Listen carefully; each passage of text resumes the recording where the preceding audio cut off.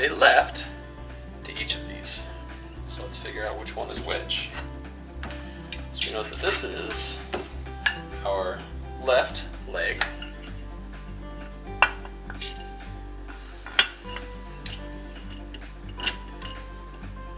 That needs to sit in.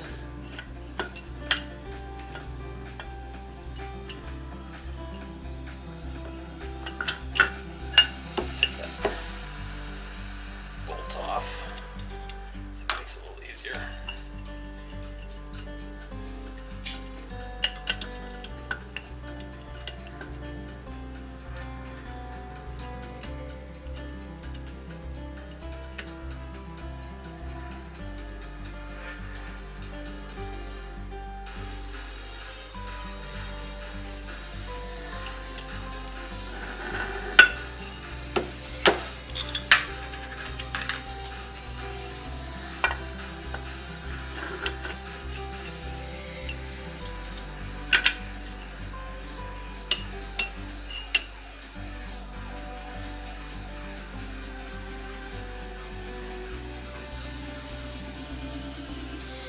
Alright, so what Kevin has on here is he's got locking pin, clamp, not a pin, it's a clamp, and he's got numerous spacers on here, ranging from a whole bunch of different sizes. And he's got two ball bearings, or two bearings, and then a .01 spacer.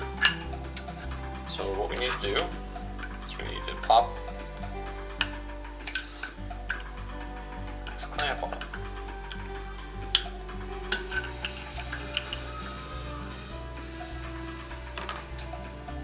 And, needle nose. See if that helps a little bit.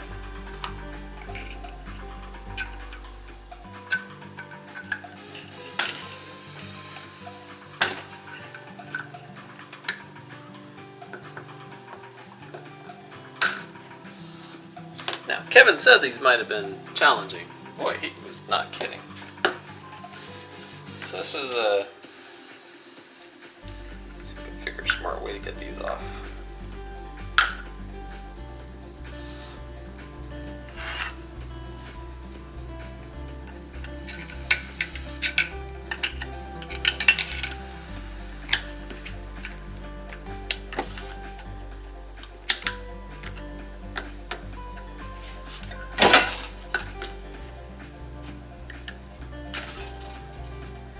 That's not it.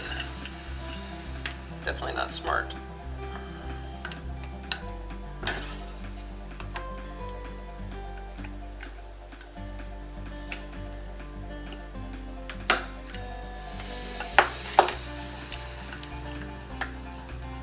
Alright, I'm going to pause the cameras here, go do a little reading real quick, see if I can figure out what the heck I'm doing wrong. I'll be right back. Okay. So Kevin's snap rings are wicked tight. There is a groove. I don't know if you'll be able to see it, so we'll try to get up close. There is a groove right here that the snap ring sits in. And so you have to be able to get, you know, this may not be the best technique, and I'll probably give Kevin a text tomorrow to verify if there's a better way to do this, because this sucks. Basically, using these pliers, I grabbed on to the little tab and pulled out far enough until I was able to get it to clear, and then kind of twisted it up to where it got out of the groove, and then I kind of pulled on a little bit more until I got it more on the back side. Repeated the same process on the other side. Once I got it out of that groove, now I'm able to use a screwdriver and walk it up. It is still really tight. I'm just fully anticipating this thing being spring loaded. And at some point, this is going to cause problems, possibly. As you can see, I can actually work it up with my hands. There we go. That guy is snug. Does a good job. Alright. So we have a bunch of spacers. So we have a, let's see, 0.06.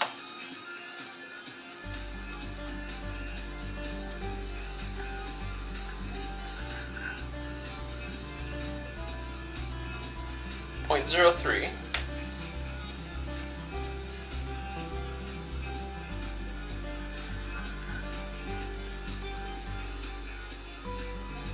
0.02, and 0.01. Now, we're going to set this 0.01 off to the side. Alright, so between all of these, we can increase this spacing. We want to make sure to keep it snug. Alright, so the overall concept here is you want these hubs, shoulder hubs, really tight, really snug. There should be no movement left, right at all. The tiniest amount of movement in the shoulders will equal a lot of movement in the legs, which will result in R2 falling over. It's definitely something we don't want to do. So let's get these tools out of the way.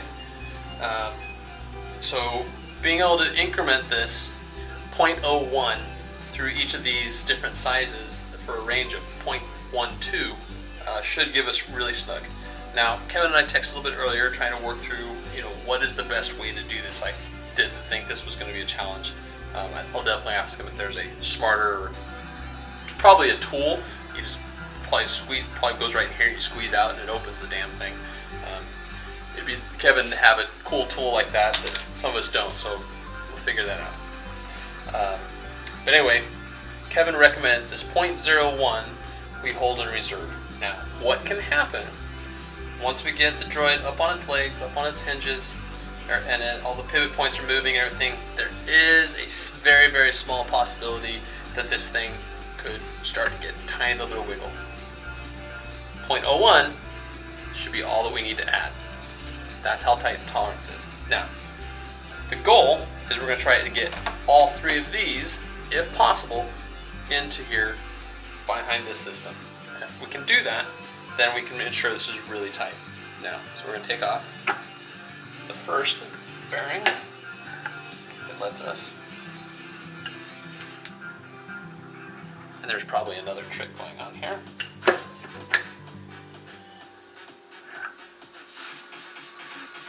There we go.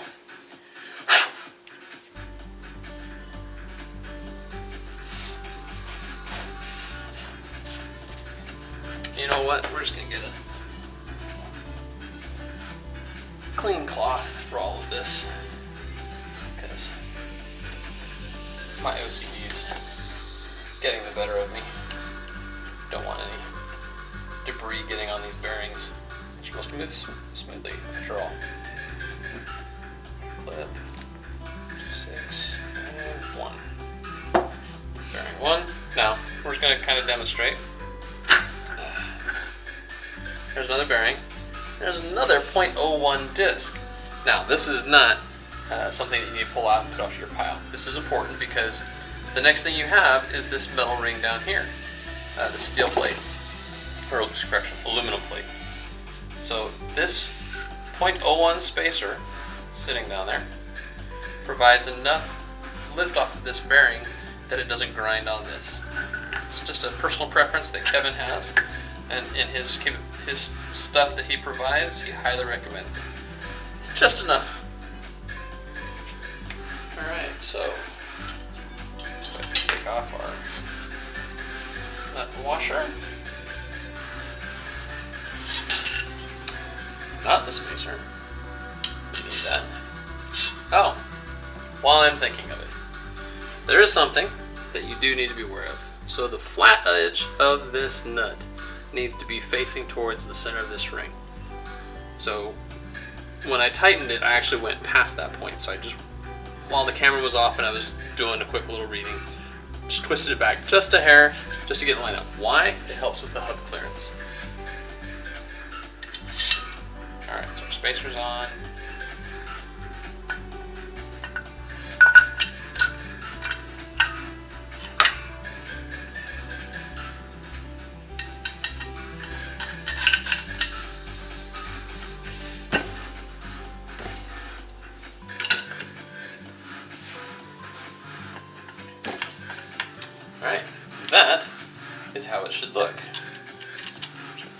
on, just kind of help hold it while we work. All right. So there, and I need some spacers. Clamps make great spacers. You can get them off one-handed.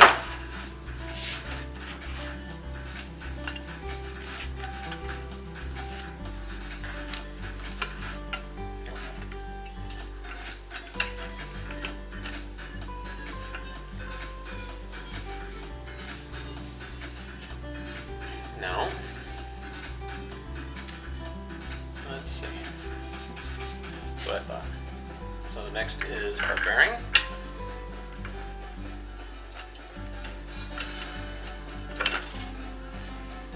So let's slide it down into there.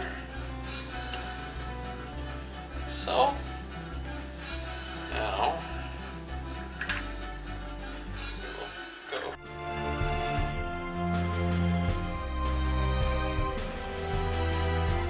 Looks just kind of right. So let's see what we can do.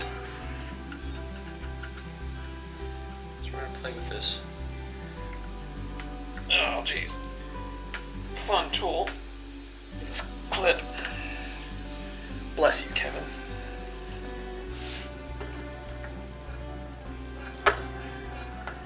I know he's gonna laugh when he sees this video.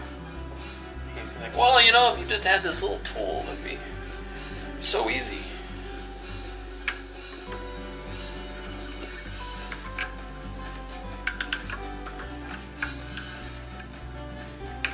But you know what? Ingenuity and necessity. Well, necessity is the mother of invention. So we will make this work. And I'm probably going to edit out all these comments. What fun is it listening to me prattle on, trying to make sure I don't stab myself.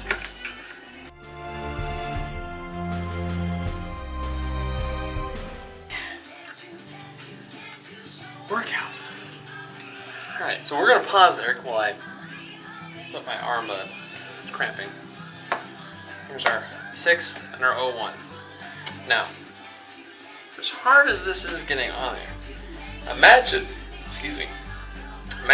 this is connected right here. There's wires coming out right where the screwdriver's at. And we've detected a little bit of slop. I do not want to try to figure out how to take this off. I will probably go to McMaster's and find the tool that is used for these. It'd be a hell of a lot easier. But yeah, so we're going to take our time.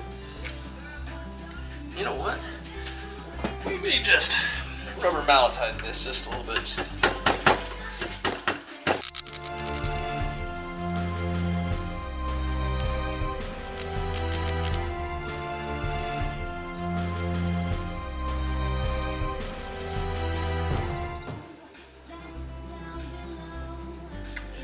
Well, I'll tell you what, we're going to call it a night.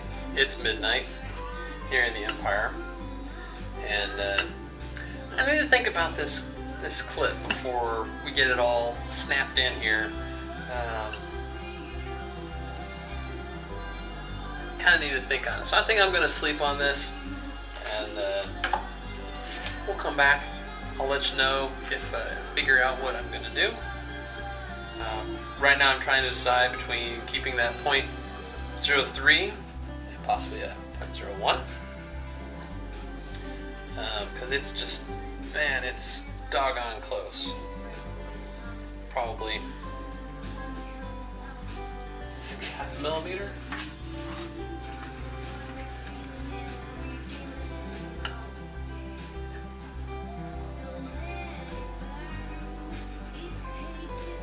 Yeah, probably about half a millimeter. Just wonder if that will loosen up enough that will snap in, or I don't know. we're back. I'll see you guys next time on This Old Empire. Alright, welcome back. When we left off, I was battling the snap ring and trying to figure out the number of spacers. So it's important to make sure you have good friends. So I was right when I said God bless Kevin. There's probably a tool for this. These are snap ring pliers. It has this cool bent hook. There's also a straight version. These were about $13 plus tax in Washington at Harbor Freight. There was another set for $4. I just went for this one because it allows me to reverse direction, so I can go from internal to external, which changes how. So this tries. I pull it closed. It normally stays open, and you go this way. You squeeze it and opens it. So that works perfect for us. So a couple things that we're going to do real quick. We're going to take the snap ring off. And then talking with Kevin, he agrees. We're going to use the .01 spacer and replace the .02 spacer with it, and that should put us right in the groove. Put the snap ring back on. The other thing we're going to do is we're going to take off the two regular flat bolts that came with the system, and we're going to put two nylon lock nuts on there to replace it, and we'll do the same thing for the other leg. So here we go, and you'll see, if you were watching earlier, you saw how hard I was fighting yesterday on This Old Empire. So literally it's just a squeeze,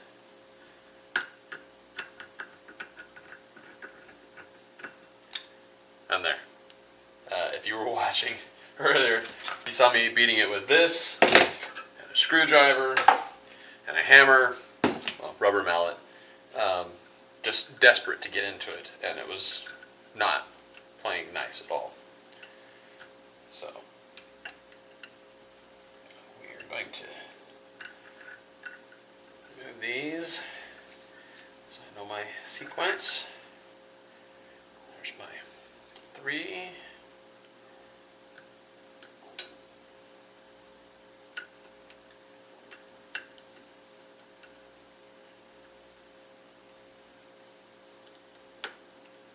And there's the 2. Get the bearing out. Come on.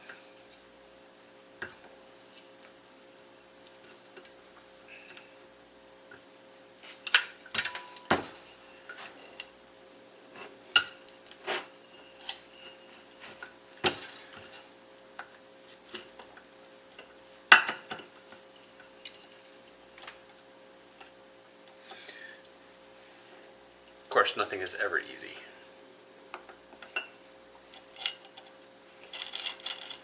Take that bolt, lock nut washer, spacer off.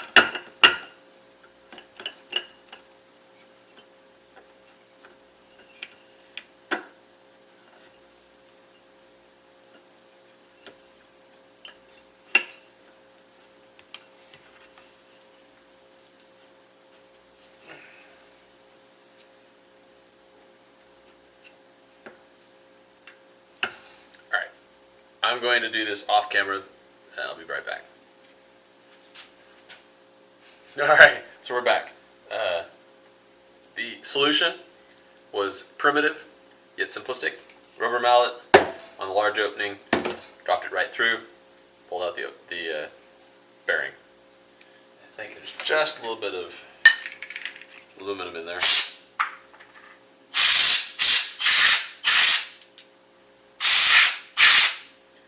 I'll clear that up.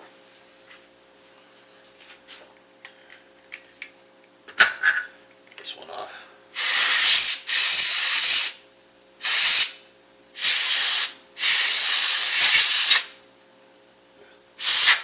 Those look a lot better now. Alright. So we need this side. We're going to fix those two flat nuts.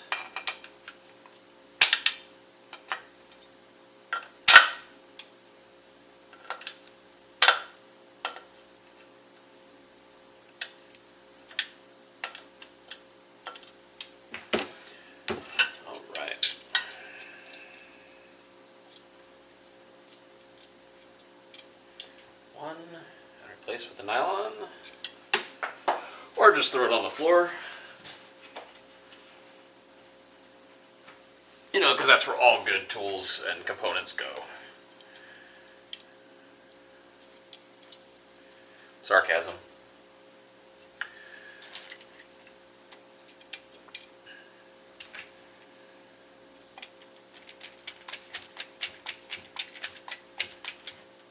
There we are.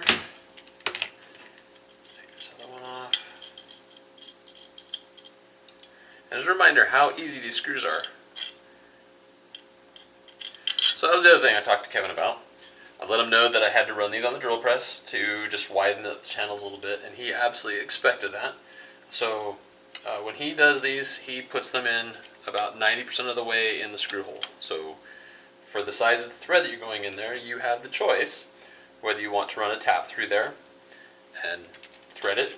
Now, based on what I observed, there's really not enough to do any kind of threading with the tap system. It's literally just not enough to hold on to. It's just enough to bind up. So I'm a huge fan of tapping, putting a tap and making threads, your own threads. Usually you're looking between 70 to 80% of the material, and then you have that nice anywhere between 30 to 20% that you can put the threads in. There's just not enough. So I really recommend just kind of enlarging the hole just a smidge. I mean, we took off the finest amount of aluminum on there to get those to slide through well. Kevin fully expected that to happen. So I'm just making sure, passing on that little bit of tidbit. Alright, so we've got the nylon lock nuts, all 8 on there. Now we're going to go ahead and make sure that we have, first, still has our .01 spacer on there. Aluminum.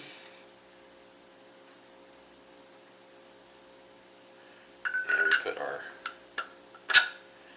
bearing on top of the .01. And then we slide this through. We're going to put our spacer on. And then flat side of the washer down for now. Put on our nylon lock nut. That keeps that from going anywhere. Now we can put this down like that. Okay. A little bit more aluminum in there.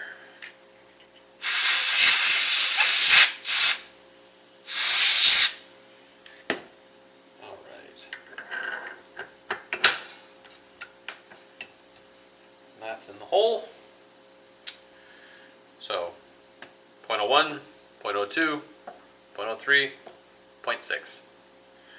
So we're going to go, we originally had 0.2 and 0.3 for 0.05.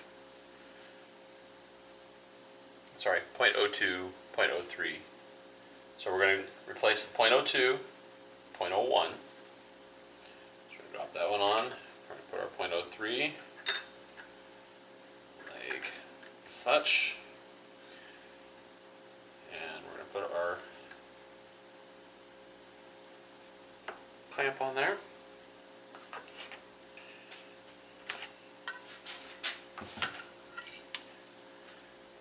I'm going to keep it oriented away from our limit switches, just so if I ever have to get in here again, it won't be as hard. Oh, look at how easy this is. It's amazing what happens when you have the right tools. Just gotta get over this little lip.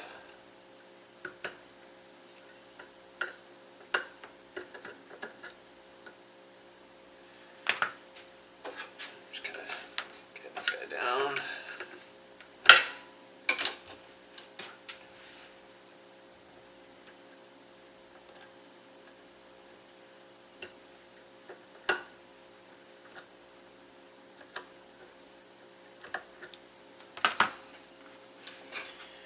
Alright, and Kevin said we just kind of work it down.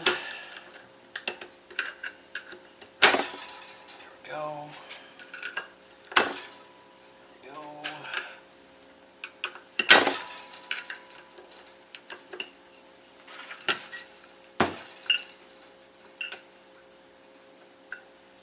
So what we're looking for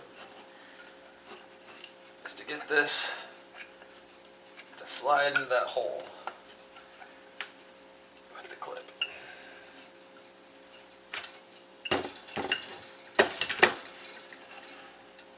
There may be a little violence here, so we're going to tap this down in with the rubber mallet.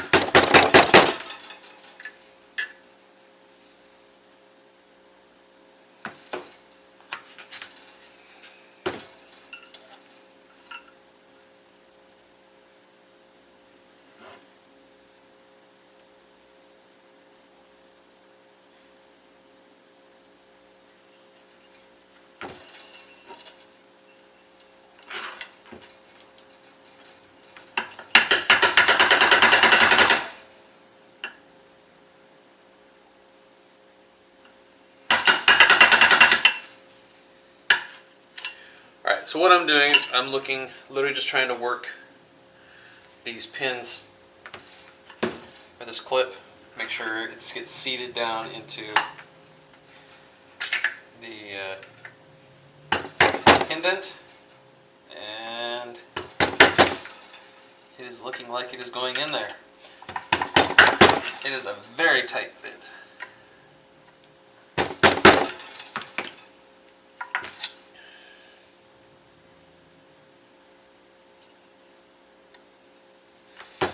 With it having a hold,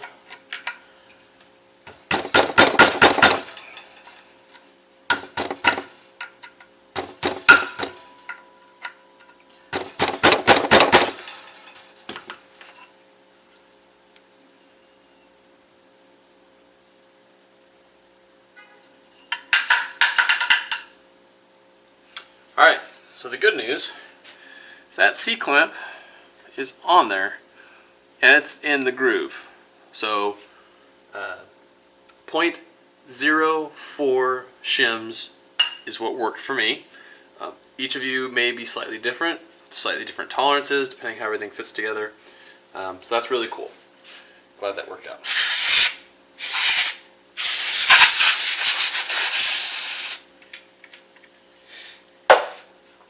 Alright, we have a shaft. Leg strut, all ready to go. And I love the fact how sturdy this is. There's no rattle. The only noise that you hear at all is these limit switches, those levers moving. So that is, wow, really, really cool. Alright, so we are going to set this over here. We're going to go get the other one and move our mallet. These things, our two spare shims, keep those out of the way. Alright, so this one is way easier. It has less components in it. It doesn't have those limit switches, and since we experimented with that side first, we learned important lessons. So we're just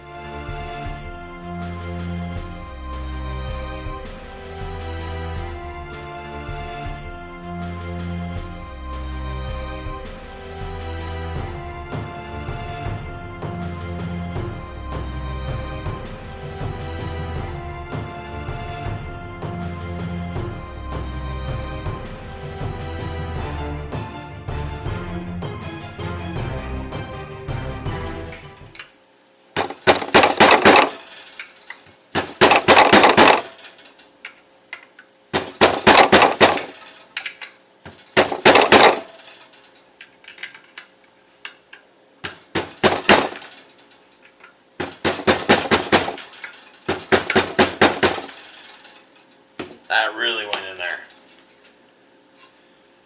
That will be a complete pain to get out. Had me nervous there for a second. That's no noise whatsoever.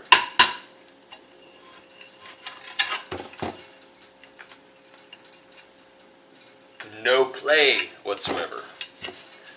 So let's just kind of come back to this one real quick. Based on what we saw with that other one, we're just going to kind of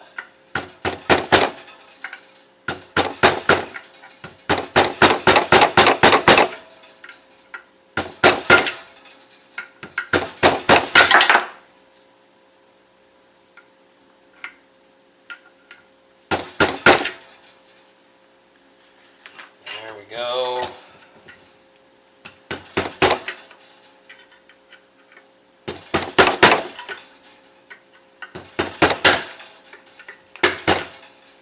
There. Now, they both look the same.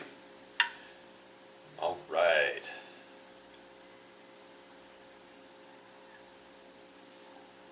Yes. Very good. There we have it. Left leg. Ugh, it's not always easy to grab. And right leg.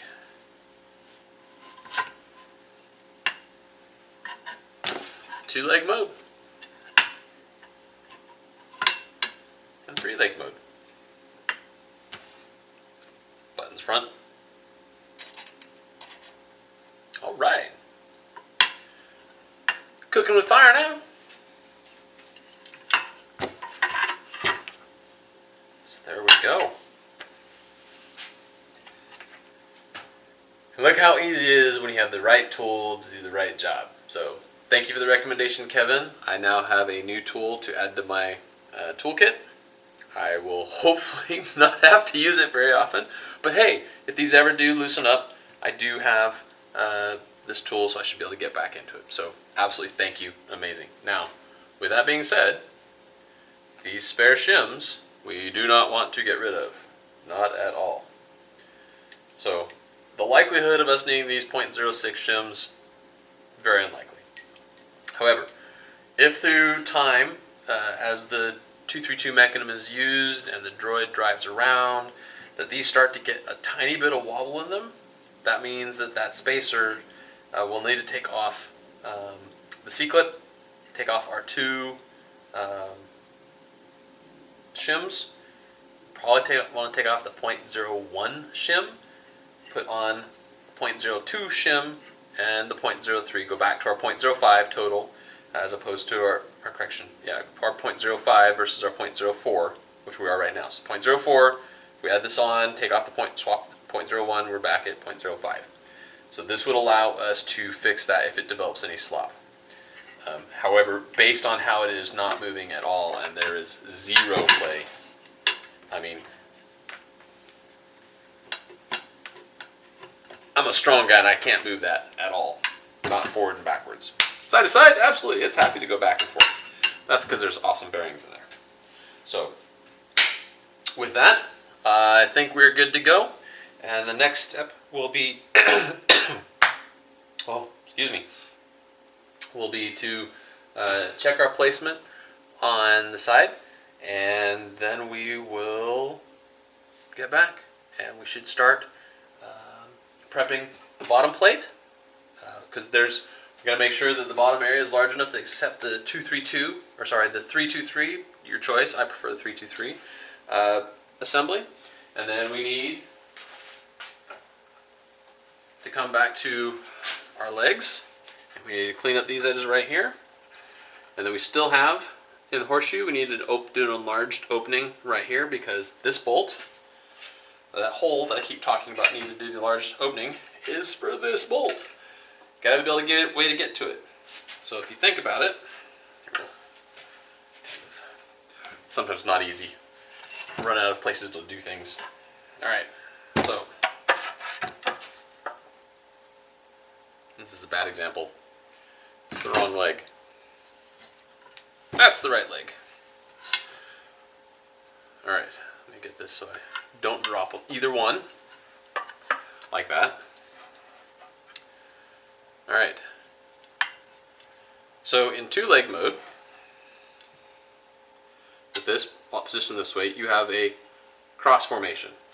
There's your cross formation. There is another one of these holes directly underneath this booster cover. Alright? So that means this slot is directly underneath this. So you want it to be in this position, meaning it is as close as possible to this hole, right? So it will be in here. And we're going to want to make sure it stays behind our line that we drew tracing the booster cover. So we're basically going to look about the same size hole right about here, just overlapping, so that we can be able to get a nice little socket wrench in there with extension, and then we can get this nice and tight, get our linkages on there. Once that's all in, life is good, and then it will go back into this position with our linkages attached, linkages down here, and we have a fully attached leg. And then basically take our normal leg bolts, all 4 leg bolts, and it goes through those holes, and life is golden. I hope that kind of clears up to where we're going in the final projects. The next big step will be on this side. Grimy fingers. So we talked about that this hole here and here matches to that hole. That means there has to be a U-channel for this bolt to slide in, and it has to match that pattern. So we're going to make sure that this fits exactly how we need it. Alright, so we will be, one of the things I'm probably going to do, I just got to kind of think through it. We have this template, which will go right over that, and it should line up very nicely. Or we could literally just I could take those C-clips off that we just very carefully got put in place, and take this hub bearing, and I could set it on top of that and trace it. Not sure I want to do that, but it'll take a little thought. We'll sleep on it. This is definitely a much easier approach. You literally just put it right on there, and we can get in here. The advantage with doing this paper method, with this cardstock, is that if that channel is not 100% perfectly right, it's okay. You know, we can always enlarge. It's a larger bit. You know, so that one's not even large enough for there. We can go up to our largest size. I still have room to wiggle it around. So we can definitely play with some of the bit sizes that we have in order to get a nice clean hole. We want it almost the same size as this, so that it has no writing on the leg, and it's all on this bearing and the linkage system, so it's not grinding away. So more next time when we see you on This Old Empire. Thanks for coming by.